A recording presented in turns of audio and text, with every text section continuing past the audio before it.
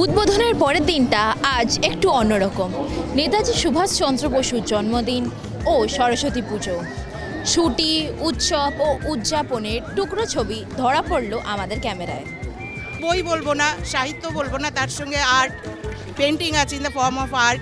তো সব মিলিয়ে একটা যথাযথ সরস্বতী পুজো উদযাপনও আমরা করতে পারি। পুরোপুরি যদি উপভোগ করতে চাই বা আমার যে অবজেক্টিভ বইমেলায় আসার, সেটা যদি পুরোপুরি ফুলফিল করতে চাই, কাউকে সঙ্গে নিয়ে এলে হবে না। দিক থেকে তো ভালোই হয়েছে, কারণ আজকে সরস্বতী পুজোর সাথে 23শে জানুয়ারি ছুটির দিন, তো অনেক লোক এই জন্য সমাগম ঘটেছে।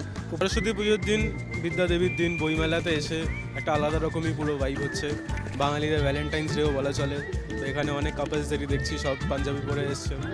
এখানে অনেক বইমেলার অনেক বই কেনা হয়েছে, আরও বই এখন খোঁজা হবে। তো সব মিলিয়ে মিশিয়ে একটা জমজমাট আমেজ।